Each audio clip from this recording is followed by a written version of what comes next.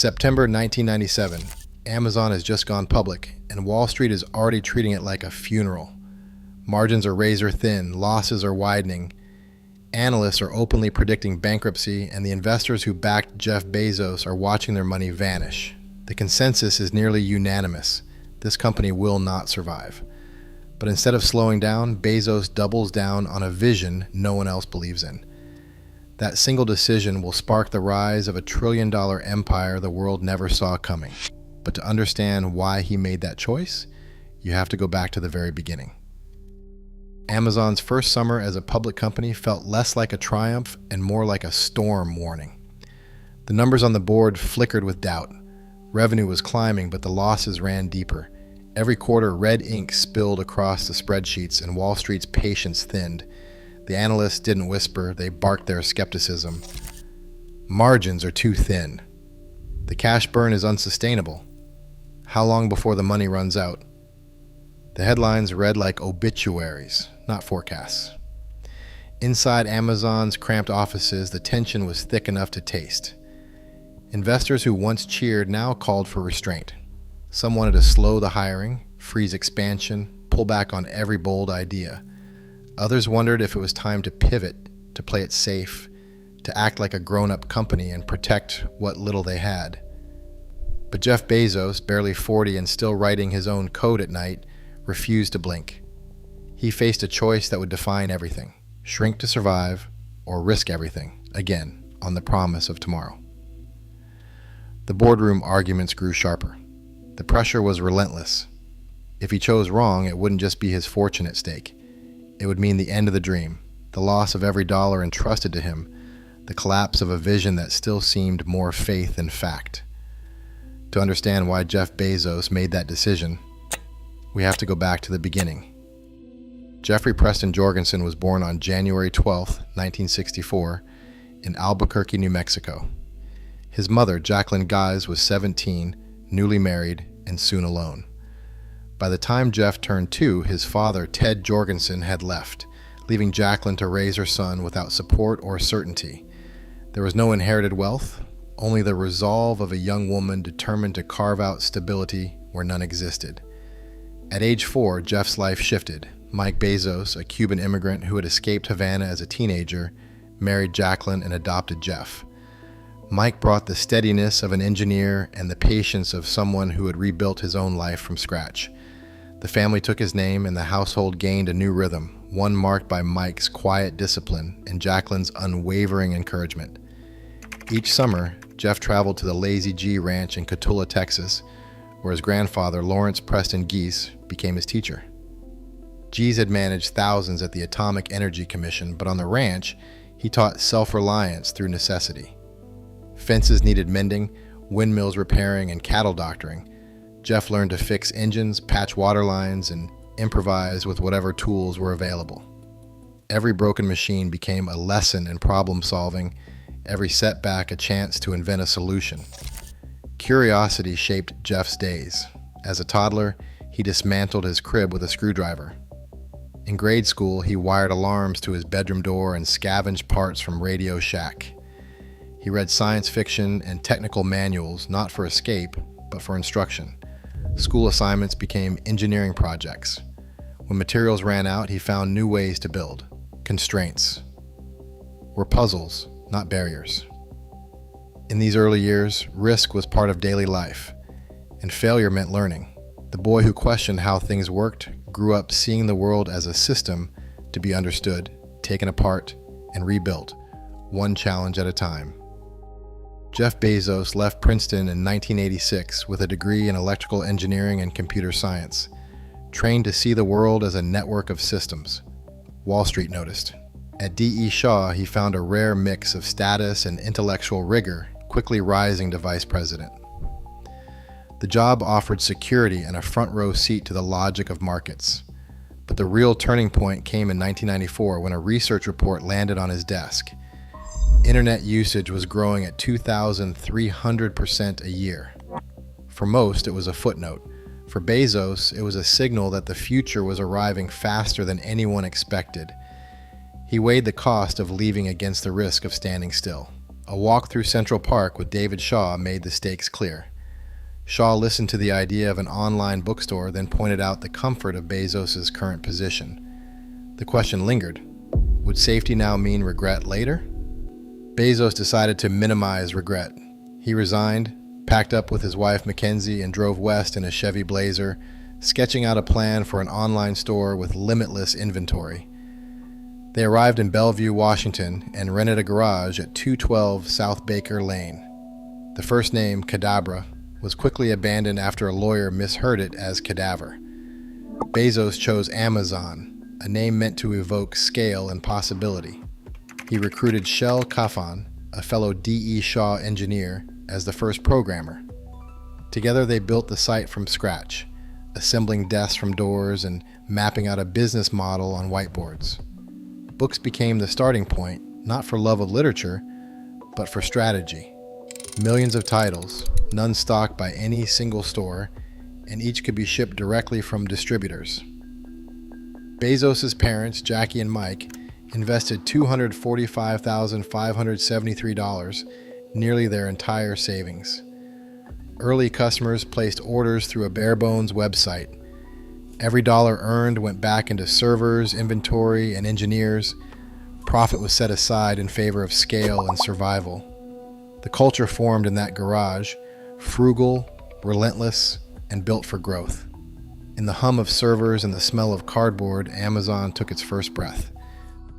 The crash didn't come as a thunderclap.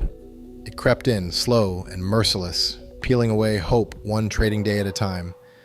By the spring of 2000, the Nasdaq's fever had broken, and Amazon's stock, once the darling of the new economy, was tumbling toward earth. In less than a year, shares that had soared above $100 scraped the bottom near $6. The headlines were no longer skeptical. They were hostile. .coms are dead, they declared. Amazon is next. Inside the company, the mood turned raw. Losses widened.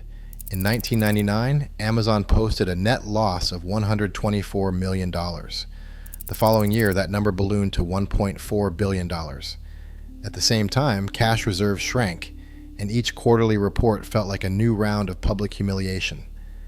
Investors who once toasted Bezos at Silicon Valley parties now called for his head. Some board members whispered about bringing in a seasoned operator. Others wondered if it was time to sell. The outside world circled, waiting for the fall. Barnes & Noble, the undisputed heavyweight of the book business, launched a full-scale assault. Their lawyers filed suit over the phrase, Earth's biggest bookstore, and their executives told reporters that Amazon was just a clever website, nothing more. Each round of legal sparring drained resources and morale. Meanwhile, Borders and Walmart eyed the online market, eager to carve up whatever Amazon left behind. The press sharpened its knives. Fortune magazine ran a cover story, Amazon.bomb? Analysts lined up on CNBC to predict bankruptcy. They're losing $1 million a day, one said. They'll never make it through the year. Employees read the coverage on their lunch breaks, then returned to their desks with stomachs churning. Some started updating their resumes. Others stayed late, driven by a mix of loyalty and fear. The pressure inside Amazon's offices became suffocating. Meetings stretched deep into the night. Managers wept in bathrooms. One engineer later described the era as a blur of panic and caffeine. Every decision felt existential. Should they cut staff, freeze hiring, abandon expansion plans? The company's culture, once scrappy and optimistic, began to crack under the weight. Through it all, Bezos refused to waver. He sent out company-wide emails urging calm, quoting Churchill, "If you're going through hell, keep going." In shareholder letters, he wrote, "We are not in this to chase short-term profits. We are building something that will last." On conference calls, his voice was steady, almost defiant. "There are two kinds of companies," he told one reporter. "Those that try to charge more and those that try to charge less. We will be the second." But not every risk paid off. Years later, when Amazon unveiled the Fire Phone, the wounds of the dot-com era reopened. Priced high and hyped as a revolution, the device landed with a thud. Sales were dismal. Within months, Amazon wrote off $170 million in unsold inventory. Critics pounced, calling it a vanity project gone wrong. Even inside Amazon, some wondered if the hunger for invention had finally outrun good judgment. Yet the pattern held. Each time the world declared Amazon finished, Bezos doubled down. He told his teams, "We are willing to be misunderstood for long periods of time." He made it clear experimentation was not optional. Survival meant enduring ridicule, lawsuits, layoffs, and the ache of public failure. The only way out was through. In those darkest years, the company's future balanced on a knife edge. The dream of an everything store flickered.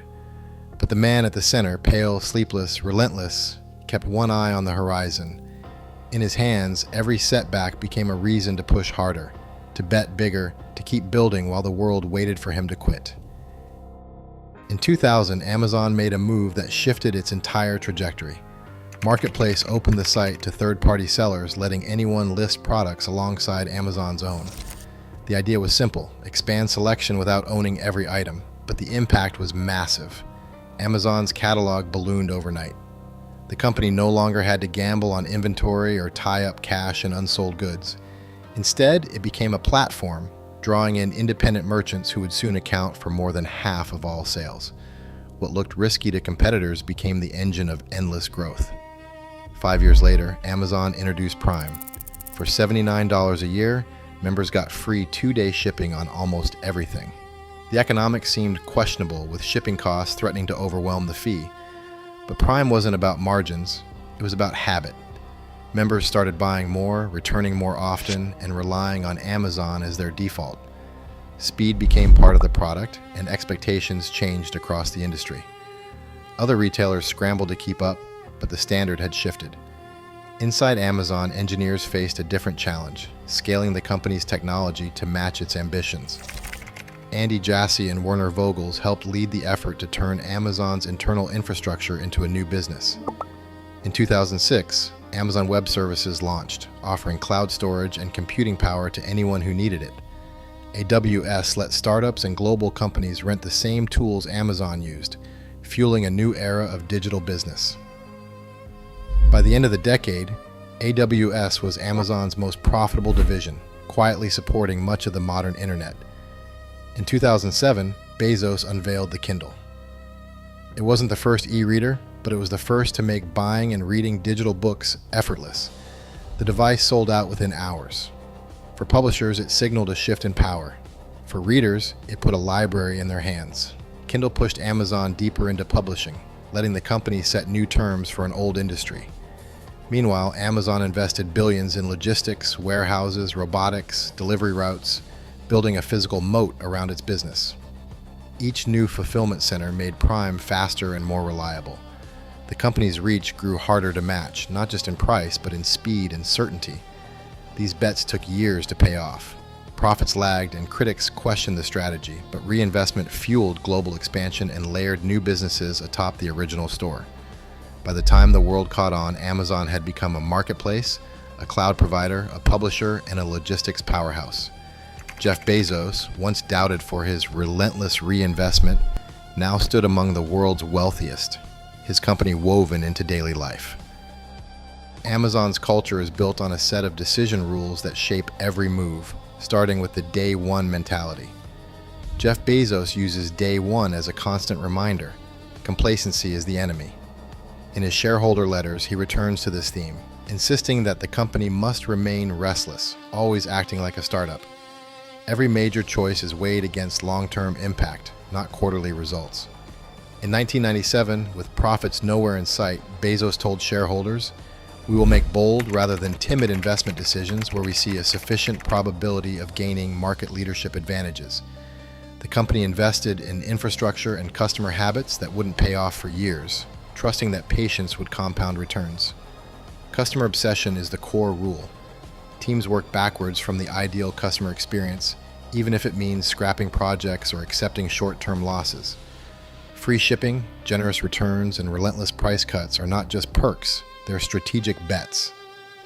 Bezos' logic is simple: prioritize the customer, and growth will follow. Decisions move fast, but clarity is non-negotiable. PowerPoint is banned from meetings. Instead, every discussion starts with a 6-page narrative memo. read in silence. The writing forces clear thinking. There's no place to hide weak logic. The 70% rule governs action. Teams act when they have about 70% of the information. Waiting for certainty means missing the moment. If you wait for 90%, in most cases, you're probably being slow. Ownership is distributed to small, autonomous teams, so lean they can be fed with 2 pizzas. These groups own their projects from start to finish, moving quickly and inventing without micromanagement. High standards are enforced through rigorous hiring. Every new employee must raise the bar. Failure is expected and budgeted for. The Fire Phone's flop became a lesson that fueled Alexa and Echo. Even daily routines are designed for judgment. Bezos schedules critical decisions before lunch, saving afternoons for less demanding tasks. These principles form Amazon's operating system, keeping it nimble and relentless in a world that rewards speed and resilience. Patience is the thread that ties the story together, a quiet force, easy to overlook in an age obsessed with speed. Building something that endures means wading through seasons of doubt, holding course when the world demands results now. Most people quit in the hard middle, when the pain outweighs the promise and the finish line is nowhere in sight. But compounding only reveals its power to those who keep showing up, day after day, long after applause has faded. Jeff Bezos built Amazon with a stubborn focus on the distant horizon. Every decision, from the first garage shipment to the launch of AWS, was measured against the future, not the mood of the moment. This kind of discipline is not glamorous. It means tolerating ridicule, enduring public failure, and ignoring the urge to retreat when comfort offers a way out. The Fire Phone's collapse, the dot-com crash, the years of red ink, each became tuition paid in the currency of mistakes. Obsession, when harnessed with discipline, can change the world. But scale brings a shadow. As Amazon grew, so did the scrutiny, stories of warehouse injuries, antitrust investigations, questions about monopoly power and wealth. The lessons are not simple, and the costs are real. The usable wisdom is not found in the size of a fortune, but in the discipline to keep building, one decision at a time, across decades, knowing that comfort is a silent enemy, and that failure, endured and learned from, is the only way forward. Every minute, Amazon processes over 12 million transactions, proof that relentless vision can alter the rhythm of daily life. But the real legacy is not in the scale, but in the discipline to build through doubt, setback, and noise. In an era obsessed with speed, Bezos reminds us, the future belongs to those patient enough to shape it. What will you build next? Let me know in the comments below.